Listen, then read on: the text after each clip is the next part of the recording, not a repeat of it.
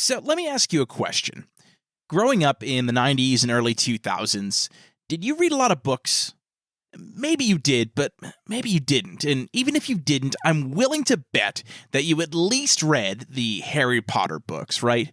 I feel like as a kid, these books were a rite of passage, and if you were reading them as they were being released, you had the chance to grow up right alongside Harry, Ron, Hermione. And then there were all the movies, which pretty much revolutionized the film industry for over 20 years, and then came the theme park, which is still at capacity crowds more than 10 years after it opened its doors. So I don't think I'm overstepping my bounds when I say that the Harry Potter books were our generation's Lord of the Rings. They were our generation's Chronicles of Narnia, and that's not to downplay how amazing those book series are either. Far from it, but those books came out decades before we were even born, so we kind of knew what we were getting into when we started reading them, but with Harry Potter, we were able to experience firsthand a book series that's guaranteed to be regarded in the same light as those classics down the road. So today we're going to talk about Harry Potter, from the books to the movies to the theme park. These are modern-day fairy tales that continue to amaze new generations to this day. But it all started with our generation, Generation S. What is it? It's time to go back.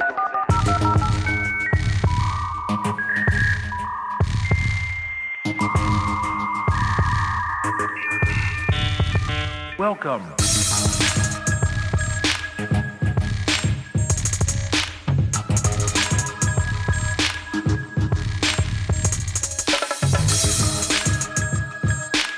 Hey, welcome back to another episode of Generation S. It's a podcast about growing up in the 90s and the early 2000s. I'm Dan Kemp, and joined with me today is somebody that, if I'm being 100% honest, I never thought in a million years I would get on this show. My wife, Beth. Hey guys, it's Beth. So, Sarah, are you gonna make this weird? No, I'm gonna try not to, but Okay. it's weird for me. So I wanted you on the show for a while just because I feel like it would be a lot of fun, obviously.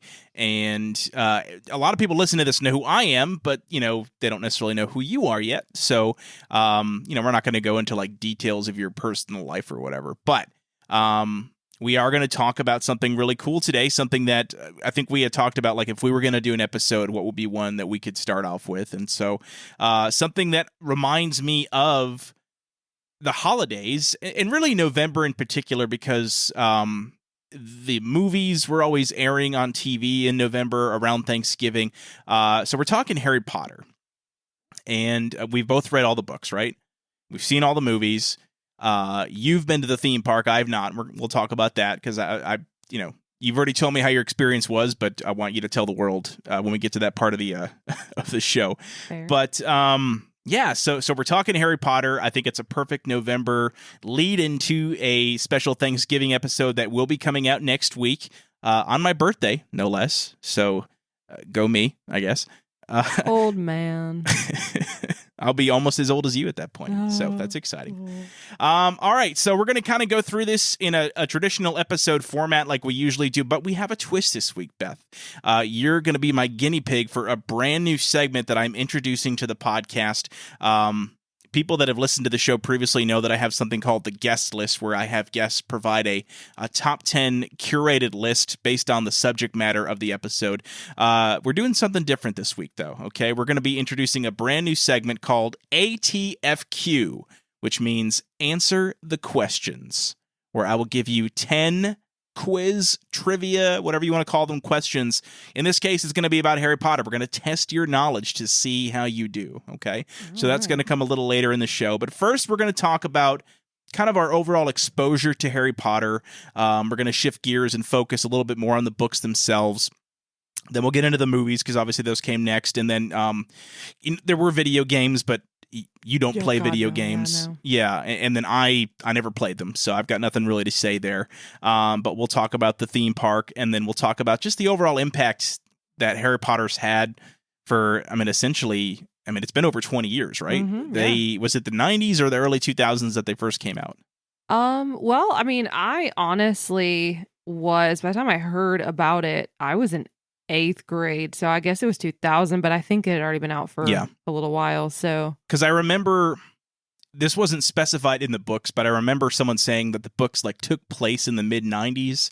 So if they probably came out in the UK in like the late 90s, that would make sense. Probably more than likely. Because I think I was the same age for me as Harry Potter was in his first year at Hogwarts, which was 11.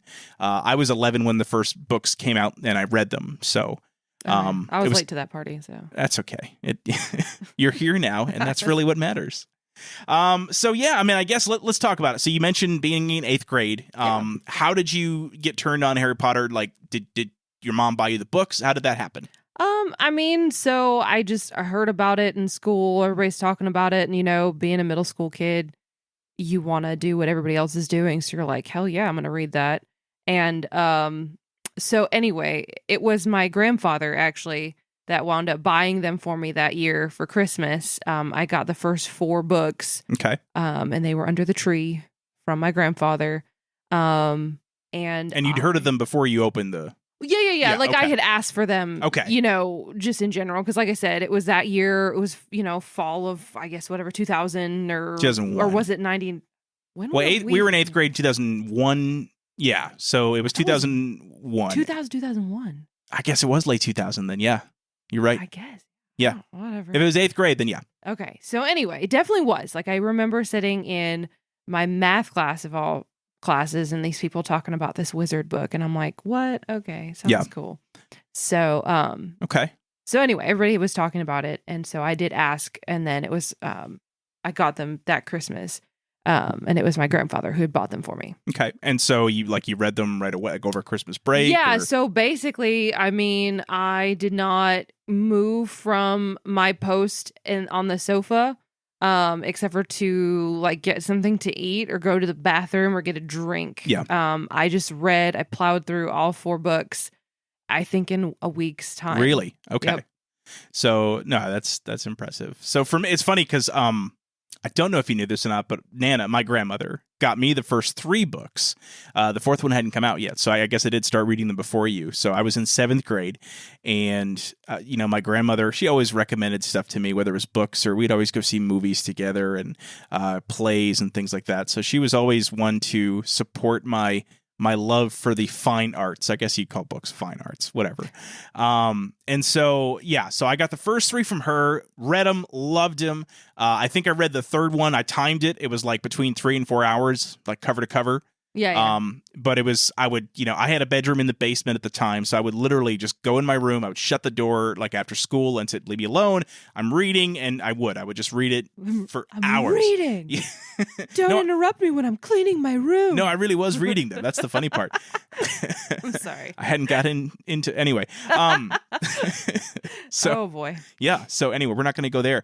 But no. So I read the first 3, and then I remember I was on vacation the following summer. I was visiting my aunt in Virginia, and when I got home, Nana had picked me up from the airport, and she surprised me with the 4th book. It had just come out, and she said, I will give this book to you, but you have to let me finish it first. I said, that's fine. That's totally fair. I could see Nana doing that. Oh, she totally did. She was a big reader. And so, like, I stayed the night at her house after she picked me up from the airport. And sure enough, when I left the next morning, the book, she finished it. So I got to take it home with me the next day when she brought me home. So, and yeah, I guess she bought the first 6 books for me. Nice. Yeah. So that was our thing. And so I read them all. And then the 7th book came out. I was a senior in high school. And I think by then I had like my own disposable income. I had a job, right? So I know, right? Super fancy. And so I went and bought the 7th book on my own. And so, cool. But yeah, so that was my first exposure was, you know, my grandmother told me all about it. So this is really cool. And then lo and behold, I started reading them, and I found out more kids in school were reading them. Yeah. And, you know, my high school English teacher was really into them. So we'd always talk about it as well. And every time the new book came out, we'd always like chat about, oh, where are you at? What chapter are you at? Oh, cool. Oh, you can't wait to see what happens next. So that was really cool. So that was my first exposure. And so I guess, again, we kind of talked about, you know, reading the books, because obviously books was our first exposure to Harry Potter. But as far as the books themselves, I mean, God, it's been over 20 years since we started reading them. I mean, what are your thoughts? How long has it been since you've read a Harry Potter book? Oh boy. I mean, yeah, it's been It's been a very long time. Yeah. I've kept them all. They're sitting on our son's shelf right now. Yes. They're my original, set of books. But yeah, I mean, I did read them multiple times. Probably high school. I Yeah. don't think by the time I got off to college, I don't think I read them. So yeah, I would say probably, I guess that's 20 years. Yeah, almost, I guess. Yeah. So anyway, it's probably been about that long. So, I mean, all in all, like, thumbs up, thumbs down as far as the books themselves? Like, would you feel I they're love good them. books? No, Yeah. I mean, I like them because they were a relatively easy read. Like, you didn't have to really, it wasn't like you're like, wait, what are they saying? Certain other things that you got from like literature class where you had to like interpret what, Edgar Allan Poe. Well, because it was a trying to tell modern you. story. It was, it was fantastical, but Yeah. it takes place at the same, in the 90s. So like, it was truly recreational. Like, it was truly like you read for fun. Like, there wasn't anything tied to it where it was like a test or, comprehension or what. You like literally just read them and enjoyed, and kind of forgot about you're not a wizard for a second. and it's funny too, because I would, and I'm sure people do this. I hope they do.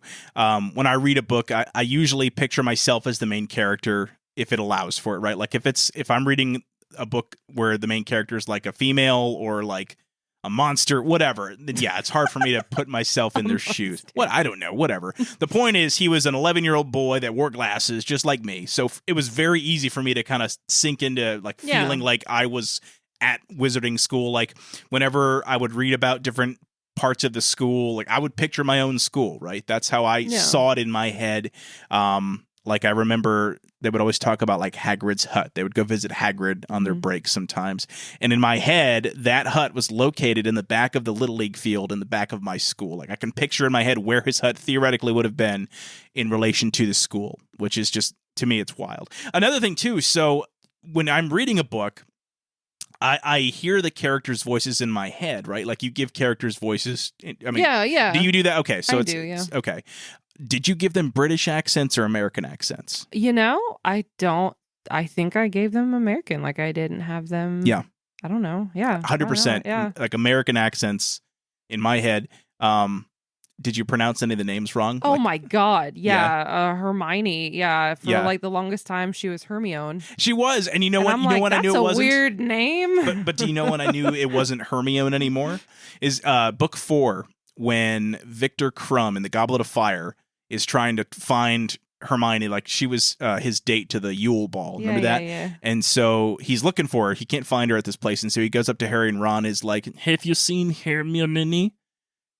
Have you seen Hermione? Like he keeps mispronouncing her name. And then Ron is like, no, it's pronounced Hermione. And so that's when I knew it was pronounced Hermione. I don't think I'd seen the movies yet. Yeah, I can't. I don't because the movies came out the following year. Yeah, so I guess I would have figured it out from the book. So yeah, I pronounced Hermione wrong. I pronounced it Hagrid. I didn't pronounce it Hagrid. Oh, no, I got Hagrid. Yeah. Harry's godfather, Sirius Black. I pronounced it Sirius. I don't know why. I called it Sirius. It just sounded cool. I think Voldemort was Voldemort. Dumbledore. Those were pretty easy to pronounce. Were there any other weird ones? Phonics. It worked for us. Oh my! Were there any other? There weren't any other weird names that you could think of. No.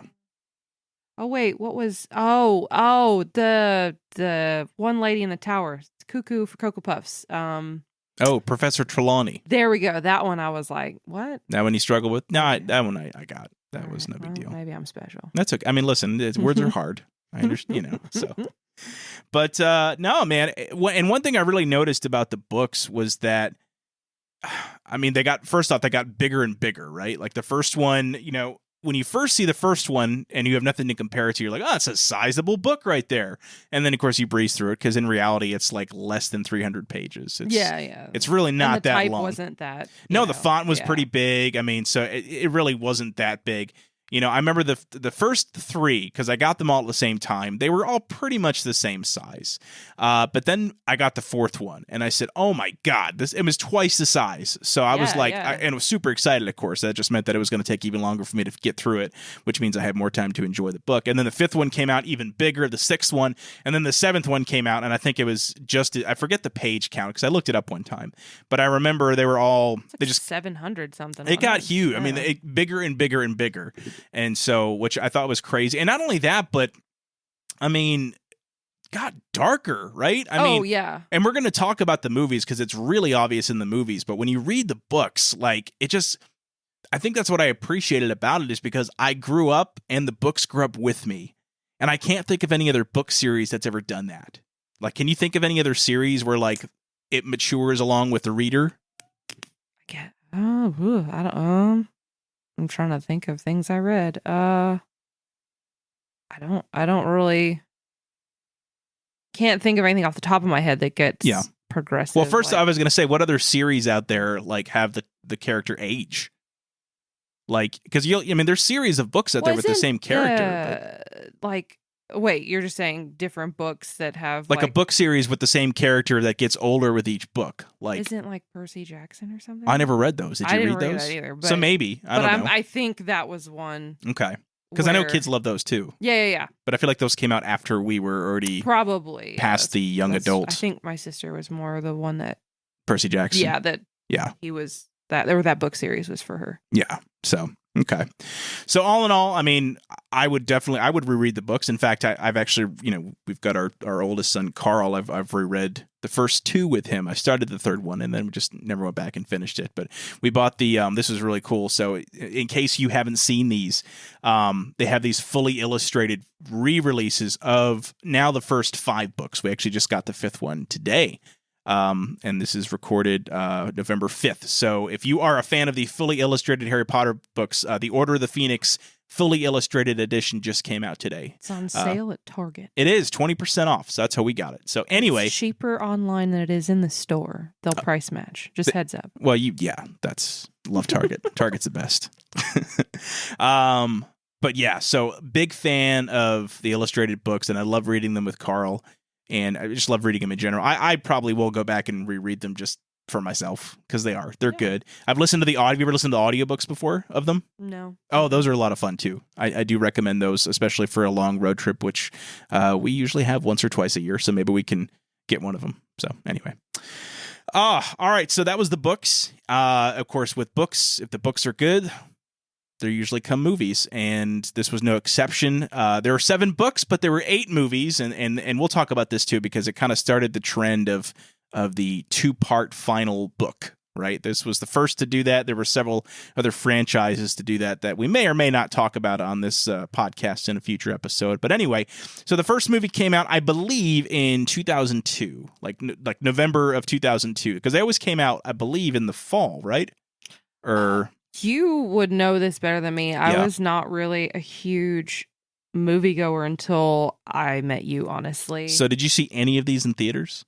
If I did, it was, okay. So I know I saw the last for sure saw the last 2 in theater, like the last book. Part 7, 1 or 7, 1 and 2. Okay. I know I saw those.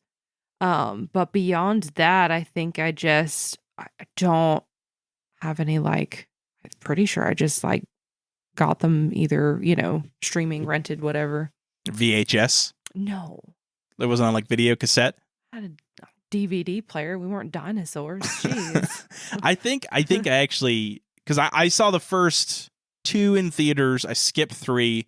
I saw the 4th and then skipped 5, saw the 6th and then the 7th, part 1 and part 2 in theaters.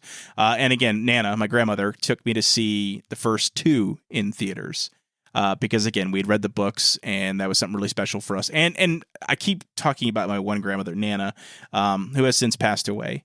But my other grandmother, who is very much alive, is also a huge Harry Potter fan. And she's actually cross-stitched a pillow for me. It's funny. She cross-stitched it for me when I was in 10th grade. It was in 2003.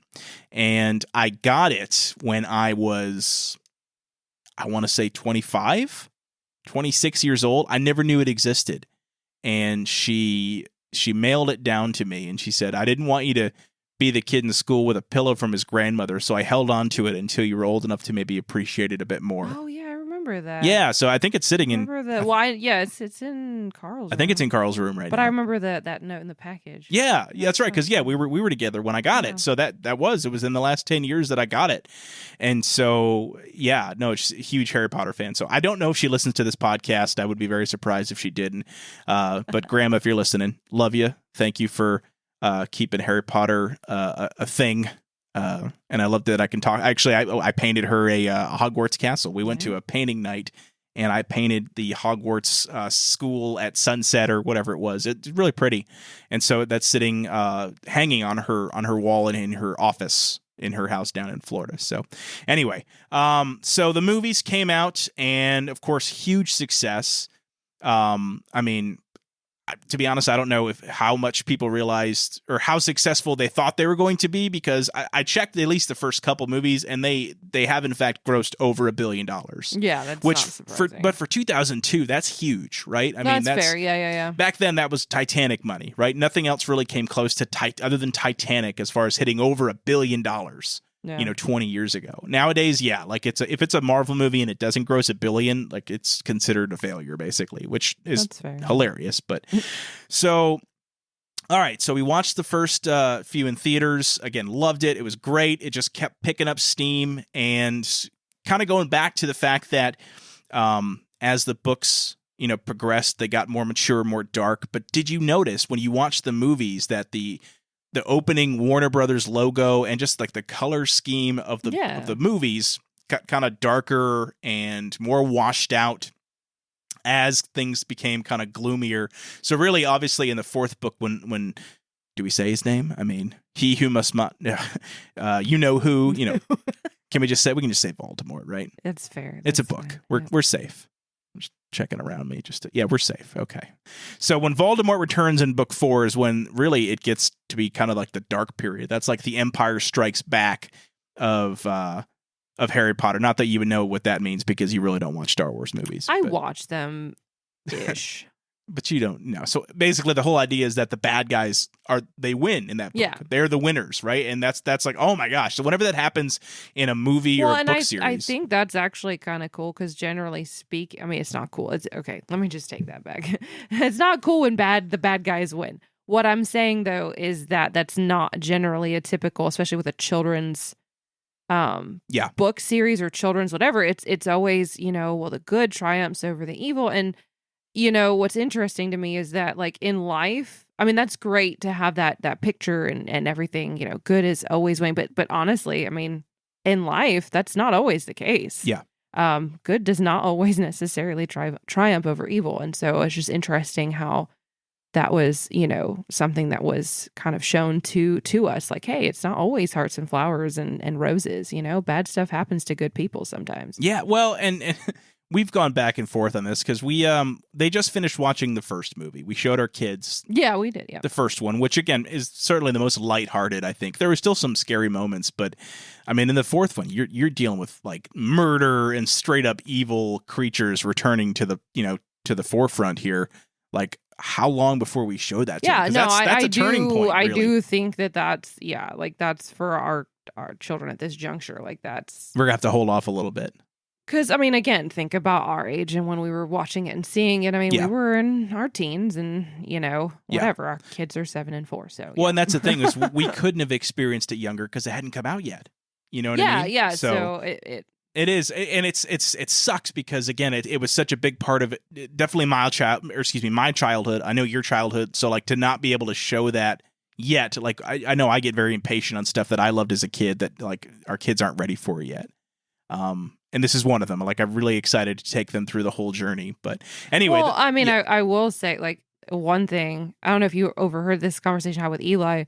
He was confused as to why, and he still has no idea. I tried to explain it, but he was like, why, when Harry touches the teacher, why does he melt? And I said, because of love. And he was like, what? Like, that is some insanity.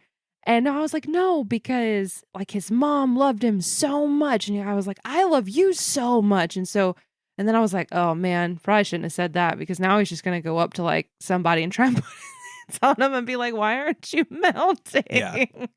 I guess So, that's hey, true. that Even in might the have- first book, there's themes that maybe might a have 4-year-old. backfired. That might have backfired. Yeah. I'm not going to lie. That's fair. But he was like, why? Why does he melt? I don't know, buddy. Love. Yeah. So, but anyway, going back to the movies again, I think the fourth book and movie is really where it took a turn for the darker side of things. And so, but the movies reflected that. The movies got gloomier and gloomier and more washed out in terms of the color. Like if you were to look at, like, they have these websites where you can make like color palettes for movies, where it literally will just like break down every frame of the movie and make it like a color chart. Oh, I've seen that. That's, yeah. And they show you the progression, whereas like the earlier ones, you see a lot of bright reds and oranges and yellows, and it just looks really nice. And then you get to like book 5 or movie 5 and 6, and it's just like gray and maroon and dark green. It just looks darker. So I think that's really cool too. And because it was all different directors, it's not like the same director directed all 8 movies. They had a different director, I think, for most of them at least. And so, it was really cool that they were able to kind of, ride that theme of, getting progressively darker. And I thought they did a pretty good job, because I love all the movies. I'm trying to think of any of the movies that I'm not a fan of. I think the only one I was disappointed in was the third one. Because it was such a departure from the first 2 in terms of, like, first off, they had to change out actual actors for characters, which for me, it never ends well. Like, I don't like that, right? So Dumbledore, of course, the Dumbledore actor, Richard Harris is his name, from the first 2 movies. He died. Yeah. He died before they made the third one. And so they recast him with Michael Gambon. I think it's how his last name is pronounced. Gambon. I don't know. And in that first appearance in the third movie, looks nothing like the Dumbledore from the first 2 movies. So right away, I'm taken out of it, right? Like, this is not the Hogwarts that I remember from seeing the first 2 movies. And so when I finally saw that, I was really kind of thrown back by it. A few other things, like Hagrid's house is in a totally different place. It looks different. It's on like a hillside versus just in the back of the school. And honestly, looking back, and they kept those changes for the rest of the movie. So if you were to look at that as like, okay, this is just how it is for the next 5 movies, it's fine, because they stick with that general kind of aesthetic.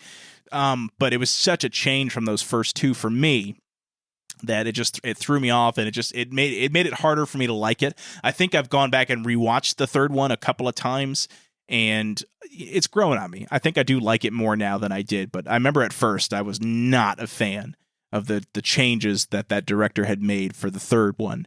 But it's gotten better for me. No, I think it was the 8th movie or whatever.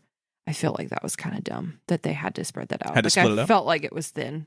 Well, That yes was and my no, only complaint. because the books are so huge. I know. And I feel like that was like the first time they really were able to include basically everything from the fair. books. But it felt like they cut it off at a weird, I don't know. Well, and Whatever. what's funny too is because I feel like a book series like that nowadays would be much more successful on like a streaming platform as a series, right? Where you had, like a 13-part season, 13 episodes to cover a book, right? That's, basically 13 hours. So you're having a 13-hour movie versus a 2-hour movie to tell a story. Like Bridgerton is a book series. Yeah. Well, but have you read the books? No. So, but I assume that by spreading it out like that, they're able to include a lot more of the book content than they were if they were to just make a straight movie for it. That's fair. Because, you look at shows on the streaming platforms these days, and they're basically mini movies. Yeah. Or in the case of watching it and binging it, a giant movie, because that's really what it is too. So anyway, big fan of the movies. We own all of them, obviously, on Blu-ray and digitally, and so I can't wait to show more of them to the kids as they get older.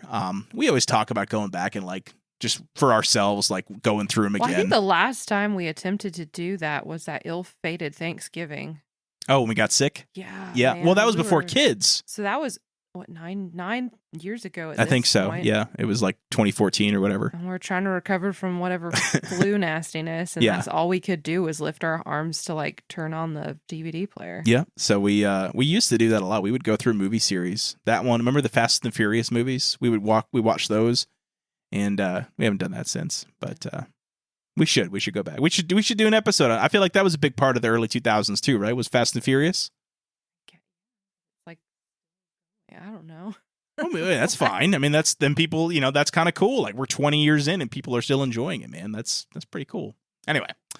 All right. So that's, we kind of going through the movies then. And so that brings us to something that I have no experience with, but you have several instances of experience with.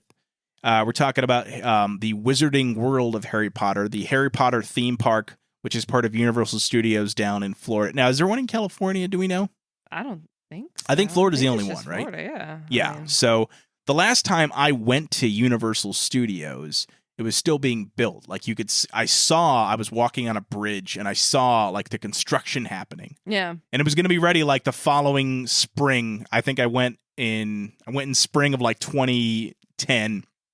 And then it was going to be ready the following year. So I went in 2011. Yeah, which the is first like time I went. Yeah. So it's been around for over 10 years now. So it's not like it's new anymore. But you just went not last summer, but the summer before. You took the kids. I was here working, so I didn't get to go with you guys. But I mean, from what you said, it's pretty crowded still. Like it's still very popular. Yeah. Oh, yeah. It was. I mean, it doesn't seem any. So I've gone 3 total times. So the first time I went with myself, my sister, and just a couple of our girlfriends, and it was around the time that it had just opened, and so we didn't have to worry about like small children with us or anything, which was nice. But it was dicey. It was very crowded. The lines were long and everything. But it was so much fun. And then I went back again with some friends, and then this most recent time, with our kids, and that was stressful just because 2 small children and just huge throngs of people. You're like, oh my goodness. But they loved it though. They did. Eli lost it at the so this most recent time that I went, Diagon Alley was new to me. So I honestly don't know what year that was put in. So I thought that was all part of it at the same time. Okay, so then back up then. So what did they have when you first went 10 years ago? So when I first went, it was all on the what is it, the Islands of Adventure side. Yeah. And that was it. And then they brought it. I mean, they're smart, and so they brought it over to the Diagon Alley side. Is now on like the regular Universal side. Okay. Or the original Universal side. And now they have a train, and so you have to buy a park hopper pass. You cannot because when that's how they get you. Yeah, that's the thing. When we went the first time, we were like, we've done all of the Universal rides before. We'd gone several times for family vacations, and I'm like, I'm going to save money. Let's just hit the Islands of Adventure side and whatever.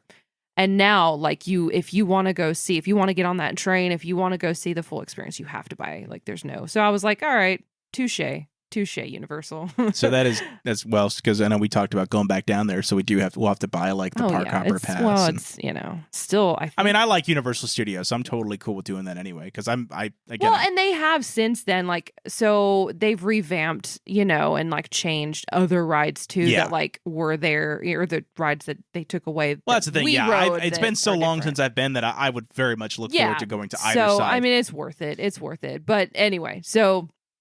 That being said, we had to buy the park hopper, but on the Diagon Alley side, there's the Gringotts Bank, and there's a dragon on top of it, and every 15 minutes or so, he just breathes fire.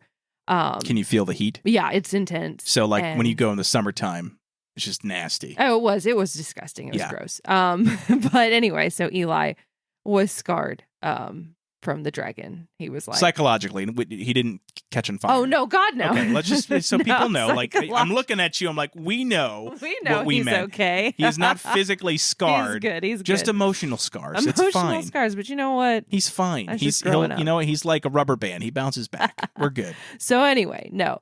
So that was the only thing that he was freaking out about. But no, they had fun. He really couldn't do many rides because he was a shrimp, so he still is a shrimp. But anyway, but they loved the show with the wands and you go into the Ollivander's wand shop, and it's like a little show that they do, and that's really cute. And so actually, Carl, when we watched the movie, he was like at the first movie when Harry's buying his wand, he's like, "Oh my God, Mom, we were in there. We were in the wand shop." And I was like, "Yeah, buddy." Well, because you said it looks pretty much like the movies. They did an amazing job. And in the first movie, when he first walks into Diagon Alley and everything, like that alleyway or whatever, like it, yeah. I was like, I mean, I think I have a picture somewhere on Facebook that I took, and I was like, if you held it up and paused the movie, like, you're like, okay, that's pretty good. Yeah, and I think Universal and Disney too, obviously, they do a really good job with Disney. I was going to ask you, I know the answer to this, but just to risk alienating our audience here, Universal versus Disney, what do you pick? Oh my God, hands down, Universal. Screw the mouse, for real. I'm sorry. I can't. So if I have an episode where I talk about Disney World, I'll have to find somebody else to do that one with. I don't. Okay, no, all right, that's good. fine. See, because I like Disney, but I think I'm with you. I prefer Universal. Like if I could only do one park or one, brand, or because it's multiple parks, obviously. But if I can only do one, I would stay at a Universal resort before I stayed at a Disney resort. Yeah. Plus, it's cheaper too, isn't it? I mean, at this point, yeah, I don't know, but it's all ridiculous. Yeah. But I mean, in the past, historically, it's slightly, So at the Wizarding World, what is your favorite ride? We'll start there. Oh, I love the castle. Love the castle. So what do you do? Because I've never been on any of these rides. What is the castle? Okay, so you go up to the castle and you get strapped in, and it's like a group of, I think it's like 4. So I took Carl, our oldest, and it's like you sit 4, but you're like next to each other, so you can't really like see. You're not interacting, so you could be like a single person on this ride, and it wouldn't matter. Like you can't interact with your friends if you're going with a group. So it doesn't matter. But he was sitting next to me for this ride. But anyway, I love the wait. Like I did not mind waiting 60 minutes because that's because they always have it's really cool displays, and it's like so like you have the pictures are moving and the people and all this stuff, and you feel like you're walking the halls, like you're like, oh my gosh, it's like what I read about. So that was cool.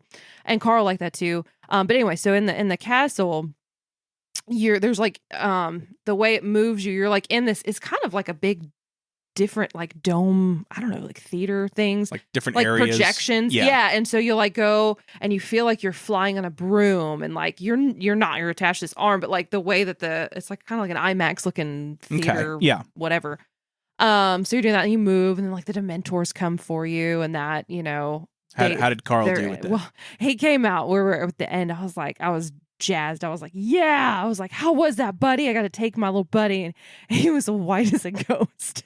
And he was like, yeah, I don't want to go on that again, mommy. And I'm like, all right, sorry, buddy. And you know what? He tried it though. He did. He white knuckled it the whole way. And he didn't scream.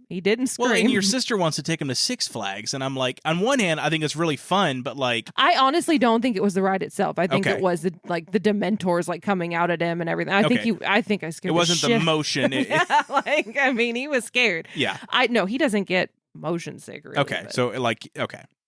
So all right, so the castle ride. I know they repurposed some of the rides from when I went there. Like Dueling Dragons was a roller coaster. It's Hagrid's Great Escape or something. Now I refuse. I personally flat out. You don't like roller coasters. Yeah, so I've never ridden that one. I never will ride that one. Okay. So that's all you when you go. That's fair. Okay. But yeah, that Dueling Dragons is Hagrid's Great Escape or something like that, or Hagrid's whatever. And I love the shops too over on that side. That's what I was going to ask you. Did you have a favorite shop or? I mean, you can get, or not Honeydukes. You can get the candy. Or whatever. Isn't that Honeydukes? I think so. Anyway, so the place we can get the candy, the 3 Broomsticks is over there, so you can get butter beer. I like that. I like getting the butter. What's your favorite like food item or drink or food item from there? Butter beer. It is the butter beer, and I still haven't had it. I've heard so good. So the very first time I went, I made a very, very poor life choice. I was probably already dehydrated because it was hot and, whatever. And I decided to drink an entire butterbeer and eat like half of a chocolate frog. In one sitting. And then I was like, let's do the rides. And it was not nice. It was not good, not pretty. No. Mm-mm. Don't recommend. 10 out of 10, don't recommend. Well, I certainly am not one to judge that, given that I will overeat or eat food that maybe is not, non-expired or so I The can't. eggnog of what, 2013? I'm not even going to go there, but yeah. You know what? I'm recording a Christmas episode here in a few weeks. I will bring up the eggnog story for you. The eggnog incident of 2013. Yes, Anyway, so all right, so the butterbeer is great. Because I know a lot of the stuff you can buy just in the stores now, right? Like the candy and stuff, or is it? Yeah, I mean you can. I mean, is it the same as the stuff you'd get in the theme park, or is it different? I think the chocolate frog's bigger, to be honest. Okay, like so there's some differences there. Like I thought it was going to be like a Easter bunny chocolate, where it's like a hollow bunny, and I'm like, oh, okay, I'll get this frog, and it was solid through and through. Okay, a solid frog, probably. I feel like it was like the size of the palm of my hand. Nice. And so the boys, you got them butterbeer too, right? Yeah, they tried it. They were like, like I wound up drinking. Do they serve it hot or cold? You get it's cold. It's cold, so it's like a slushy. No, I mean it was like it's like not, a soda? It's like a cream soda, and then they put on some kind of thing on top. It's like a frothy. So it's like a cream soda mixed with like a cold brew from Starbucks with the foam. There's on no top. Coffee. No, but like I'm talking about the foam they put on the top of a cold brew maybe, or sure. latte. I guess latte, whatever. I only get cold brew at Starbucks, but like the cold foam. Yeah, something like that. But it's probably like buttery flavor. Yeah, it's like butterscotch. It tastes like butterscotch, Yeah. and I mean they drank about a fourth of it, and then they just shoved the cup back in my hand. I was like, all right, well, wow, I'll more for you. it. Yeah, I'll drink it. That's fine. Darn. Right. Yeah. Because I saw you. It wasn't you. Somebody got me a recipe book one year. It was like Harry Potter recipes. Because we didn't talk about this, but one of the things I love about the books, especially the books, because of the way they describe it, but all the food.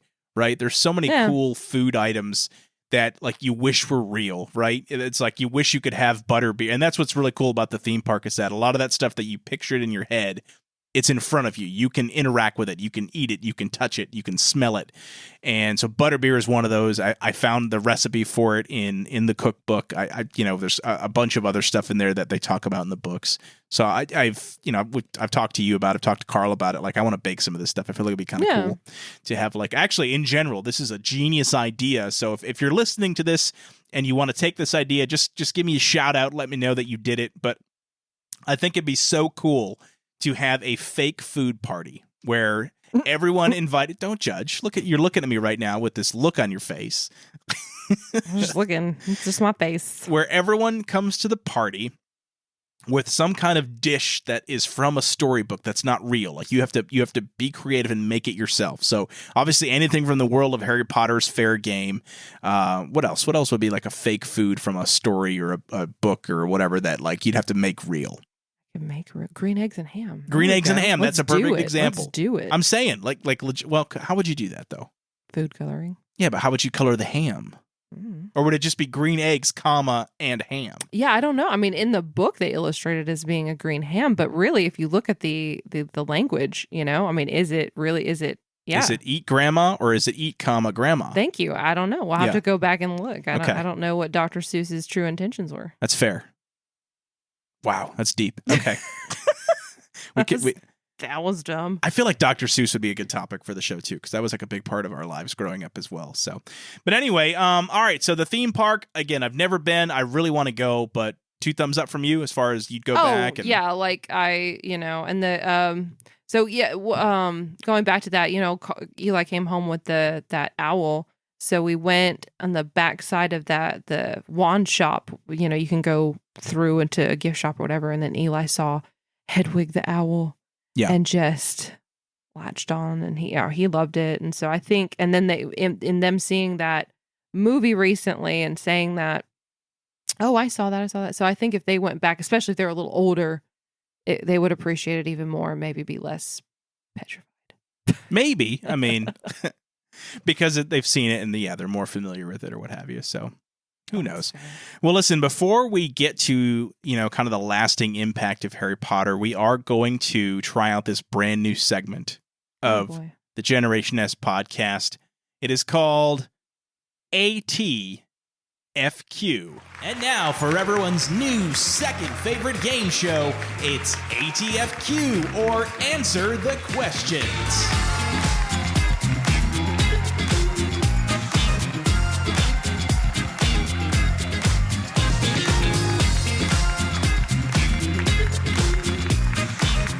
So here's how this works. We're going to ask you 10 questions. Your goal is to answer as many correctly as possible. There's no time limit, at least not this time. So we're going to see how you do. I've broken it down. I've got some easy questions. I've got some sort of hard questions, and then I got a couple that are real stumpers here for you, okay? So Oh, boy. we're going to just go through them and see how you do. You ready? All right. Okay. This one's real easy. You ready? All right. Question number 1. What are the 4 Hogwarts houses? Oh, here we go. So we got Gryffindor, Ravenclaw, Hufflepuff, and Slytherin. Correct. Yay. Okay. Question number 2. Again, this is a pretty easy one. Who is the headmaster of Hogwarts when Harry is at the school? Dumbledore. Correct. Very good. Okay, we're going to ramp it up. Albus Dumbledore. I'm sorry. You're correct. Do Albus you want the Dumbledore. full name or who is? I'll take it, yeah. Who is Albus Dumbledore? I didn't give it to you in the form of an Okay, answer. sorry. It's not Jeopardy. Okay, here we go. This one's a little more challenging. You ready? Oh boy. Okay. Name all 6 Weasley children. Oh shit. Okay. All right. So you got Ron and Ginny and Bill and Percy and Fred and George. Very good. Right? Did I get them all? Yes. Not in order, but we'll give it to you. Okay. Well, you didn't ask for that. That's fair. No, you're absolutely right. Okay, here we go. Do you remember? This is question number 4. Do you remember Lord Voldemort's full real name?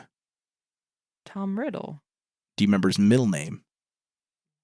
It's important because his middle name is part of his anagram that he does when he unscrambles it. No. A? No. Nope. I don't know. So I can't give you that one then. I cannot give you, because this is not a partial credit kind of deal. Oh. This is all or nothing. So I'm sorry, you're incorrect. His full real name is Tom Marvolo Riddle. I do remember that. Okay. Yeah. All right. That's fair. Yeah, I bombed that. All right. Question number 5. This is in book 3. Okay. Okay, this is a book 3 question. So Harry Potter and the Prisoner of Azkaban. Mhm. What is Neville Longbottom's greatest fear, which is revealed upon facing a boggart in Professor Lupin's class? Oh, isn't it like his grandma or his mom or something? No. Okay. Wow. Incorrect. His greatest fear is Professor Snape. Oh, wow. Okay. So I swear I read the books. You weren't entirely wrong, because what does he do to make Professor Snape seem not scary? He makes him wear his grandmother's ugly hat. Oh, okay. So at least my brain is halfway working. No. I knew it had something to do with his You were on the grandma. right track. Okay. You just jumped ahead a bit there. Okay. So that was question number 5, right? So question number 6. Okay, you ready?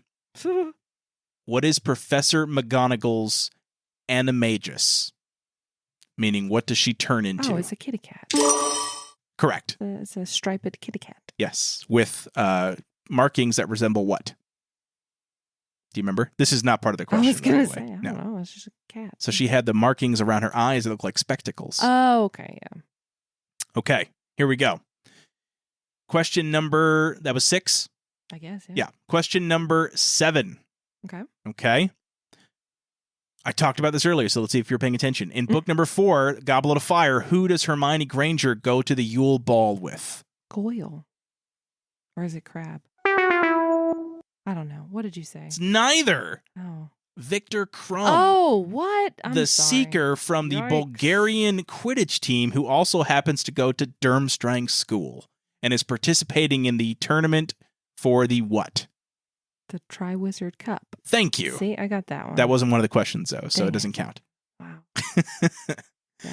Okay, question number 8? Yeah? Okay. This is hard. You may not know this one. I apparently don't know anything. Okay. What is the correct pronunciation for the levitation charm? I will give you a clue. No. You swish and flick. Yeah, I know that part. I can't think of the word. All I can think of is Alohomora, which is the unlocking of the. Oh, You're gonna really kick yourself if you don't know this. It's Wingardium Leviosa. It's Leviosa. not Leviosa. Oh my goodness. So yes, correct. Okay, that wasn't that bad then, I guess. Okay, here we go. Question number 9.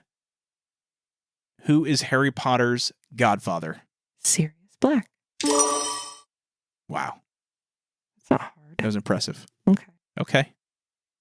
All right, I'm going to get you. I'm going to get you on this one. You ready? Okay. Okay. Book number 2, Harry Potter and the Chamber of Secrets. Who is the first victim to be petrified by the basilisk? Isn't it the little boy Colin or whatever? The little...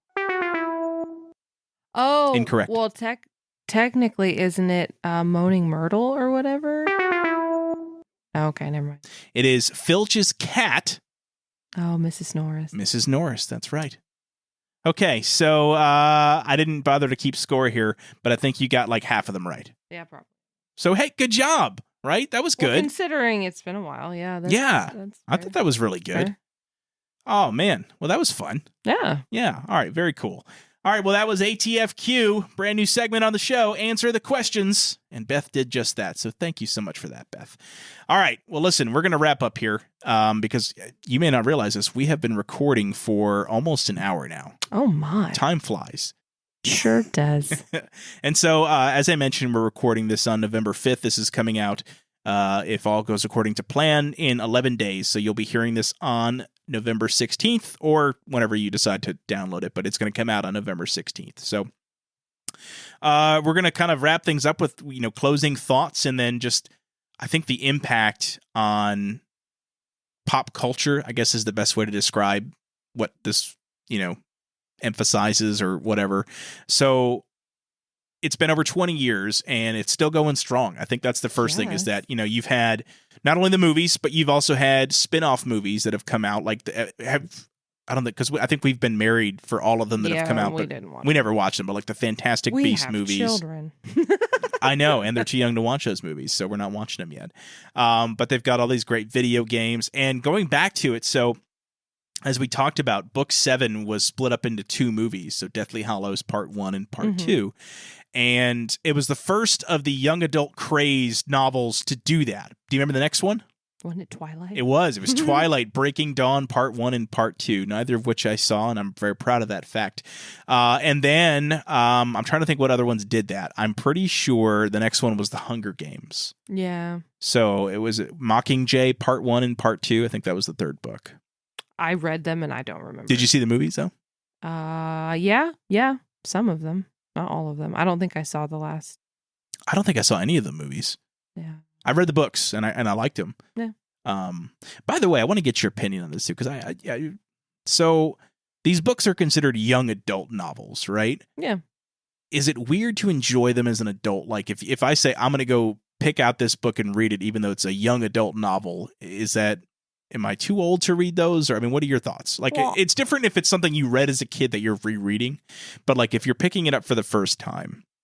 I guess not. Would you read a young adult novel now at 35 years old? To be honest, if it wasn't one that I was already familiar with, probably not. Okay. I'm not gonna lie. I wouldn't just be like, oh, but yeah. I don't know. Okay. But you wouldn't judge somebody for doing it. No. Why? That's like it's still reading, right? Yeah, I don't care what you read. Okay. It's a personal thing. That's fair. Okay. Because I read The Hunger Games when I was in my 20s, and I know technically I probably wasn't the target audience, but I just heard really good things about it, and I really did like it. So I don't know. It was really good. I don't know. And also, 20s to 30s, there is a difference. Like, I guess. Whatever. I guess in your 20s, you're still a young adult. Now we're just plain old, regular adults. Just old and jaded. Are we old? We're not old yet. Jaded, maybe. I don't know about old. Oh, well. So I guess when it comes down to it, if you're going to re-experience Harry Potter, are you going to go with the book or the movie? Like if you had to choose? Time wise, the movie is easier. It's right there. It's condensed. What would you get more enjoyment out of, though? Would it still be the movie, or are you someone that will? Because you're a reader. I do. No, I would love to read the book again. You know, it's just time. But okay. Yeah. What have you ever taken one of those quizzes where it tells you what house you're in? I'm sure. Do you remember what it said or no? No, God, no. Okay. What house do you think you'd be in? Gryffindor, of course. What? Just because that's where Harry Potter was? You assume that that's where you're going to be? I'm a Leo, so What does a that mean? lion, you know. 'Cause Oh, Gryffindor, okay. Gotcha. You know, because I'm kind of, that's just like my personality, you know. Oh, I didn't know you were Leo. I should know that. I know your Really? birthday. I don't know the zodiac Wow. signs though, so I know your birthday. Do you, Dan? I think I do.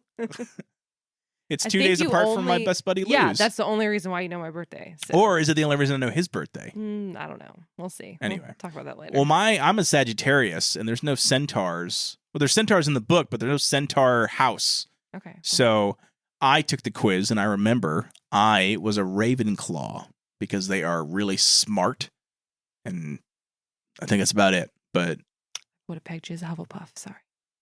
Hufflepuff doesn't mean what you think it means. Okay? What do Let's you just- think it means? I think it means people who are nurturing and very caring, and Oh, so you're none of that. Okay, that's I fair. am, That's but I'm fair. also very 100% fair. wise and smart. So, You're like, an owl. I'm a Huffleclaw. Huffleclaw. I'm a Huffleclaw. Do you remember? Okay, do you remember the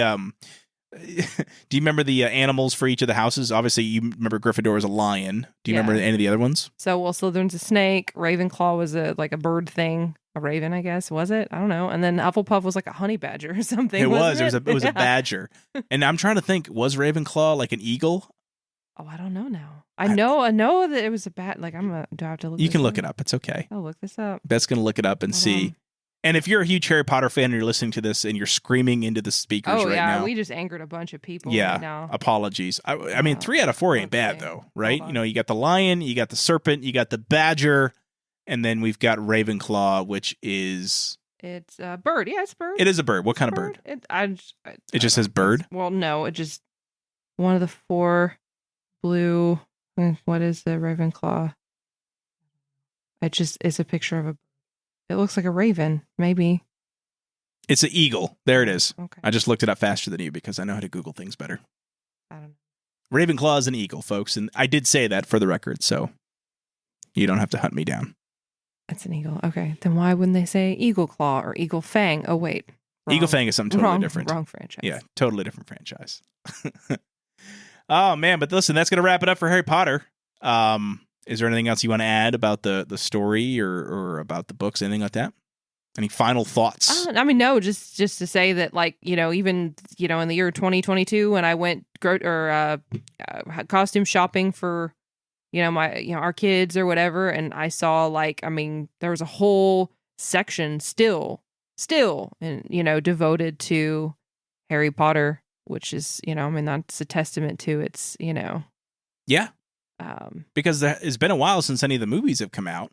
Yeah, but it was, I mean, all the stuff, the Harry Potter, the glasses, the ties, the robes, all of that. I mean, it was a whole section of the Target. And so why do you think it is? Do you think it's the parents of these kids now that loved it have kept it alive? Like, because you mean kids know what Harry Potter is still. Oh, I would assume it was. I guess they're still reading the books. It's our group. Yeah.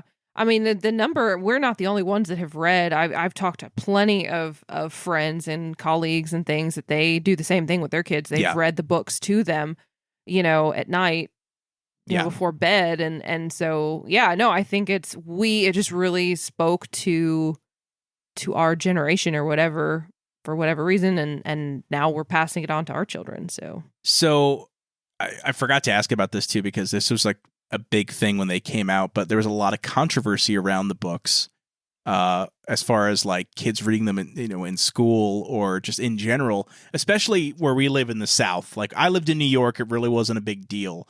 But down here, were you in Georgia or Florida when they came out? Where were Georgia. you living? You were living in Georgia. I was here. So you were in like the South. Yeah. Like, how controversial was it for you? Like, did you have friends that weren't allowed to read it? Oh, yeah. There were people that I knew that it was witchcraft. It was this, that, the other, was going to call upon the devil and all that stuff. So, yeah, I did know people that were not allowed to read it, for sure. Did they still read it, though? Like, secretly? Or you would? I honestly, I didn't really follow up with that, you know. It's just like, oh, that sucks. Were there ever any books, like, when you were a kid that you weren't allowed to read because your parents were against the messaging of it or whatever? can't think of any books. I think my parents were always happy that I was reading. They're like, oh, Yeah, reading is great. right. Yeah, you're reading. That's Yeah. awesome. Yay. That's fair. I don't have to fight you to read. Yeah. So I don't think there was anything that I can think of that they were like, no. I mean, there's plenty of movies and TV shows that they were like, yeah. Well, yeah, because there's inappropriate content in those. But yeah. So long as it came from like the school library, they didn't care, Like, yeah, if it's a young adult yeah. novel, I mean, like, so they never told me that there was a well, genre. back in October, we put out the episode about Goosebumps, and I know we almost did an episode about Goosebumps because that's a topic that I think we could have talked about because you read the Goosebumps books, right? Mhm, yeah, that was like a big thing, but your parents didn't care. They weren't ever. No, I mean, heck, they bought them for me. Okay, so yeah. Yeah, same I thing mean, with the only mine. thing my parents ever got annoyed with was that I did read so fast. They were like, we don't have enough money to keep fueling this. You need to go get a library card. Yeah, well, that's what I did. I read all the Goosebumps books in the library at school, and then when summer vacation hit, I didn't have any books to read because I had some books, but I didn't really have any Goosebumps books. And so, yeah, they took me to the public library, and I stocked up there. I think you can take out like 20 books or something like that at this library, and so that was awesome. So I loved that. But Harry Potter, of course, I owned all those, right? I still those. Yeah, I don't know where they're at now. Honestly, I think mine probably got lost, but we've got yours, so I don't need mine. So anyway, yeah. All right. Well, listen. Thank you for doing this with me. This was a lot of fun. It's been a pleasure. Would you do this again? Sure. Because I know it's been. The podcast launched in July, and I recorded episodes all as far back as like springtime, and just now getting you on here. Well, so. I've got I think Liz is already convinced, but she and I wanted to come on and do the malls. We got to figure that out. Or not malls. What was it? Fashion, yeah. Fashion. I want to get. I don't want to have because you're the second female guest I've had. In fact, if all goes according to plan, the week prior to this episode will have been my episode about boy bands with my friend Laura. So you are the second female guest, and I do think it's important to have the perspective of the opposite gender, especially for things like fashion.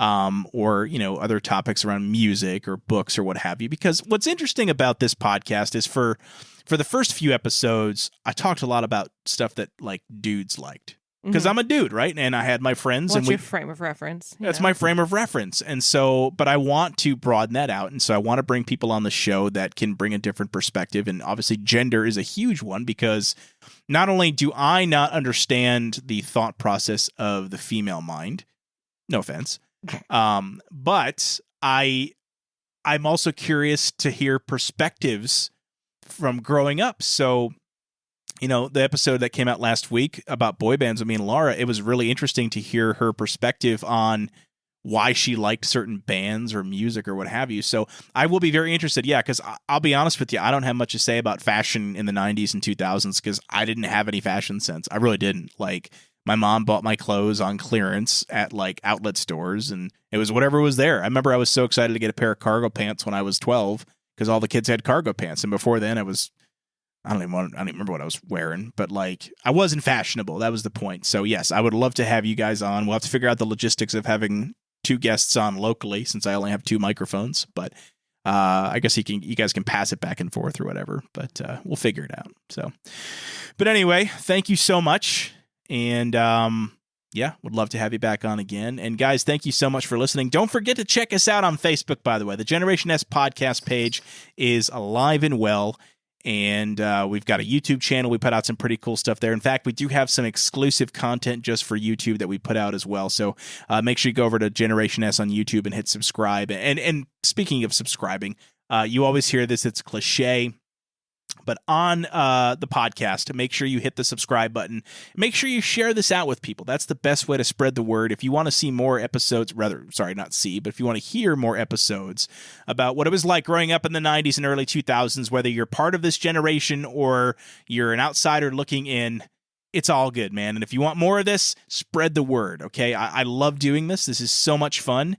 And I want to keep doing it, but eventually I'm going to run out of show topics. So if you have suggestions, make sure you leave us a comment on the Facebook page. And again, make sure you subscribe and get notified whenever a new episode drops. Typically every Wednesday, sometimes different days, depending on holiday schedules. But in general, every Wednesday we put out a brand new episode of the podcast, Generation S, a podcast about growing up in the 90s and early 2000s. So Beth, once again, thank you so much for coming on today. You're welcome. It was fun. All right, guys, that wraps it up. Thank you again, and we will talk to you soon. Goodbye.